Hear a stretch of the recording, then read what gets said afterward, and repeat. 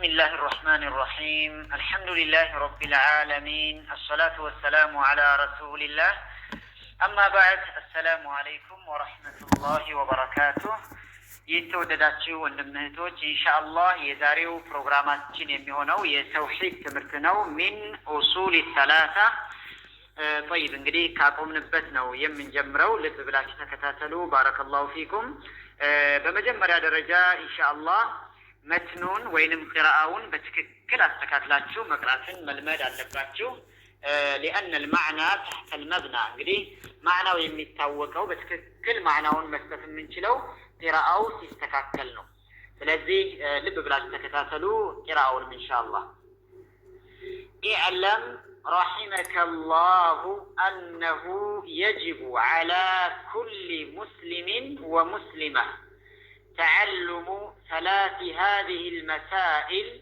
والعمل بهن طيب እንግዲህ ትርጉሙን ደግሞ እንሄዳለን اعلم እወቅ ማለት ነው ያንዳንዷን ከሊማ ነው رحمك الله الله ይዘንልህና ወይም الله ይዘንልሽና እወቂ ማለት ነው أنه ነገሩ ይሄ ለማወቅ የምንዘጋጀው ነገር يجب يوجبال ግዴታ ይሆናል على كل مسلم ወንድ በሆነ ሙስሊም ሁላ ላይ በማንኛውም ወንድ ሙስሊም ላይ እና ወሙስሊማ በሴት ሙስሊም ላይ ግዴታ ይሆናል تعلم ማወቅ መማር ثلاث هذه المسائل እነዚህን ሶስት ጭብጥ ነገሮች ወይንም ሶስት መሰረታዊ ጉዳዮች መማር ማወቅ ግዴታ ይሆናል والعمل بهن والعمل መስራትም ግዴታ ይሆናል بهن በእነዚህ በሶስት መሰረታዊ ጭብጥ ነገሮች ላይ ካወቅን በኋላ መስራት ግዴታ ይሆናል ይላል طيب እንግዲህ ሶስቶቹን ነገሮች ከነ ማስረጃቸው ነው ማስቀመጥ የሚገባን الأولى أن الله خلقنا ورزقنا ولم يتركنا هملا بل أرسل إلينا رسولا فمن أطاعه دخل الجنة ومن عصاه دخل النار طيب الأولى يمجمرهم قدي أن الله سبحانه وتعالى خلقنا فطرنا خلقنا المالتنا ورزقنا እንዲሁም ደግሞ ረዝቆናል ለግሶናል ሲሳያችንን እሱ ነው የረዘቀን ማለት ነው ረዝቆናል ለግሶናል ማለት ነው ولم يتركنا አልተወንም ሐመለን ማለት ነው ችላ ብሎ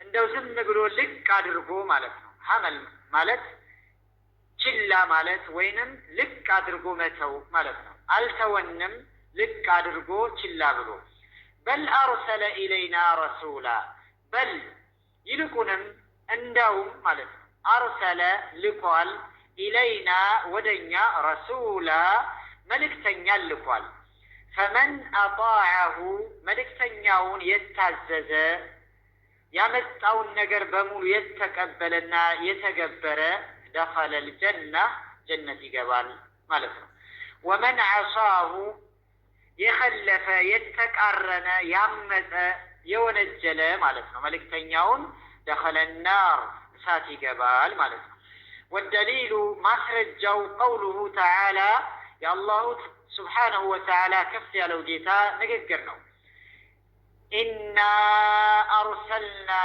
إليكم رسولا شاهدا عليكم كما أرسلنا إلى فرعون رسولا إنا إلى الله إنا مالتنا أرسلنا لكنال إليكم ودنا أنت رسولا ملكتنيا لكنال شاهدا يا ملكتنيا مسكاري سيون عليكم بنا أنت لاين يوم القيامة يمسكران ملكتنيا كما أرسلنا كما مالت أند أرسلنا عند لكنه مالتنا إلى فرعون ود فرعون عند لكن رسولا መልእክተኛን እንደላክ እንግዲህ ሙሳ አለይሂ ሰላም ወደ ፍርዓውን ተልከዋል እንደዛ ሁሉ ለእናንተም ነብዩ መሐመድን አለይሂ ሰላቱ ወሰለም ልከናል እያለን ነው አላህ Subhanahu Wa Ta'ala طيب فعصى አመፀ ወነጀለ ማለት ነው አልተቀበለም ተቃረነ ማለት ነው فرعون الرسول እንግዲህ فرعون መልእክተኛውን ወነጀለ ወይንም አመፀ አልተቀበለም ማለት ነው። فأخذناه የዚህን ጊዜ አላህ Subhanahu Wa Ta'ala ምን አለ? فأخذناه ያዝነው ማለት ነው። አኽዘን መያዝን ወቢላ ብርቱ ወይም ጠንካራ የሆነ መያዝን ያዝነው ይላል። እንግዲህ የፊርዓውን ታሪክ ያው ረጅም ነው ከሙሳ ጋር ያለው በقصص الأنبياء የምናጠናው ይሆናል ኢንሻአላህ።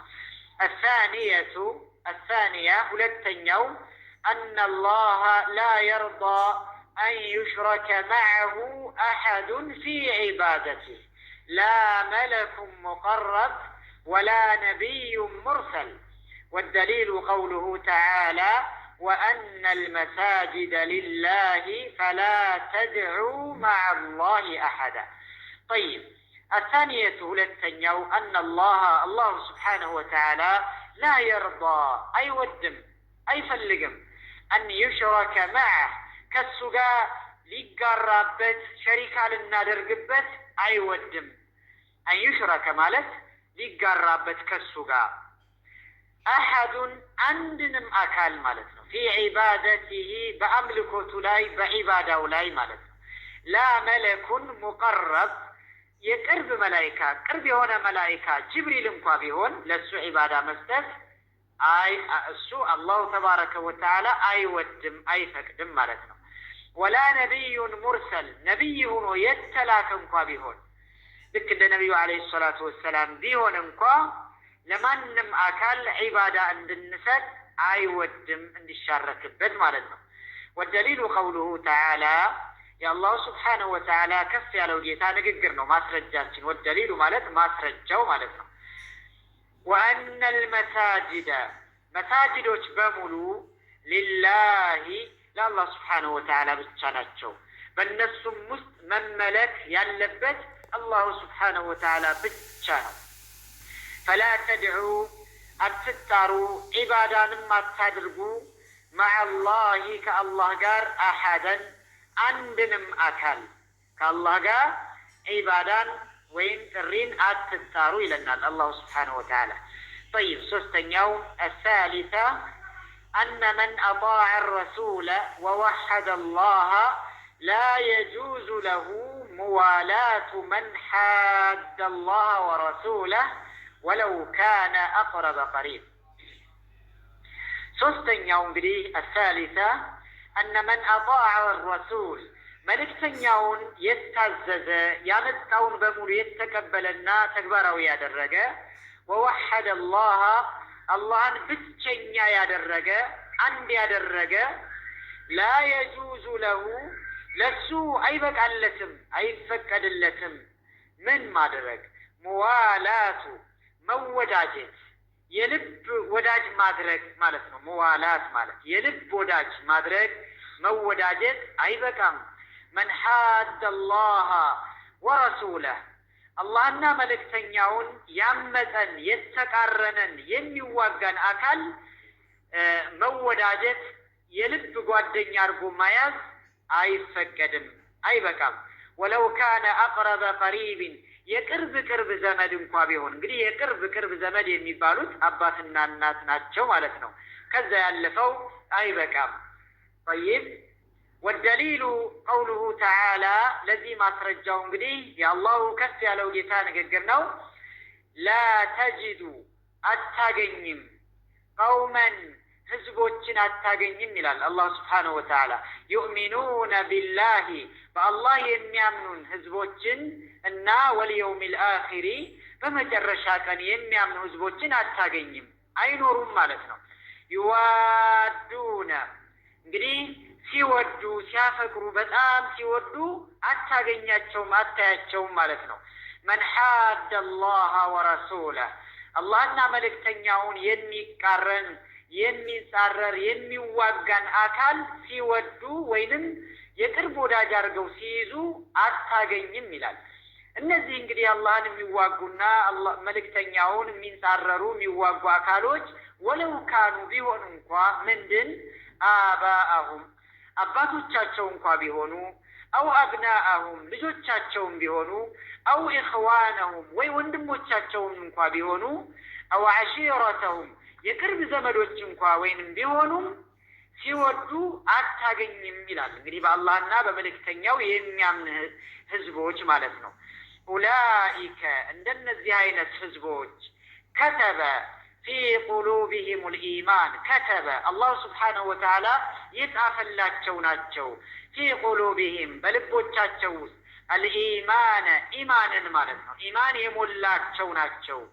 ወአየደሁም ያገዛቸው ያበረታታቸው ናቸው።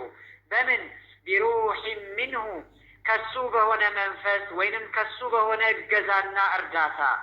ወዩድኺሉሁም ጀነት የሚያስገባቸው ናቸው። እንደነዚህ አይነት ህዝቦች ወዩድኺሉሁም የሚያስገባቸው ማለት ነው። ጀናቲን ጀነትን አትክልት ያላት ቦታን ማለት ነው። ተጅሪ የሚፈስባት የሆነች ያቺ ጀነት ሚን ተሕቲሃ አልአንሃሩ ከስሯ ወንዞች የሚፈሱባት ይሆን። እንግዲህ ወንዞቹ ተጠቅሰዋል በቁርአን ምን አይነት ወንዞች እንደሆኑ። ኻሊዲነ ፊሃ ኻሊዲነ ዘውታሪ ሲሆኑ ፊሃ በዚች በጀነት ውስጥ ሞት የሌለባት ዘውታሪ ሲሆኑ ማለት ነው። ረዲየላሁ አላህ ወደደላቸው አንሁም ከነሱ የተገኘውን ስራ በሙሉ እነሱ የሰሩትን ስራ በሙሉ ወረዱ ዐንህ እነሱም ደግሞ ጌታቸው አላህ ስብሓነሁ ወተዓላ በሚመነዳቸው አጅር በሚሰጣቸው ነገር ወደዱ እነሱም ማለት ነው። ኡላኢከ እንደነዚህ አይነት ህዝቦች እንደነዚህ አይነት ስራ የሚሰሩ ሒዝቡላህ የአላህ ህዝብ ናቸው። የአላህ ጀማዓ ጭፍራ ናቸው ማለት ነው። አላ አዋጅ ይላል አላህ ስሙ ማለት ነው። ኢነ ሒዝበላሂ የአላህ ህዝብ ብሎ ማለት የአላህ ህዝቦች ማለት ሊሑን ፈላህ ነፃ የሚወጡት ከሳት ነፃ ሁነው ወደ ጀነት የሚገቡት እንደነዚህ አይነት ህዝቦች ናቸው ይለናል። ስለዚህ ኢንሻአላህ እንግዲህ ይህን ልብ ብለን በመከታተል ማጥናት ይጠበቅብናል። አላሁ አዕለም። በሰማነው ኢንሻአላህ የምንጠቀም አላህ ያድርገን። ወሰላሙ አለይኩም ወረሕመቱላሂ ወበረካቱ።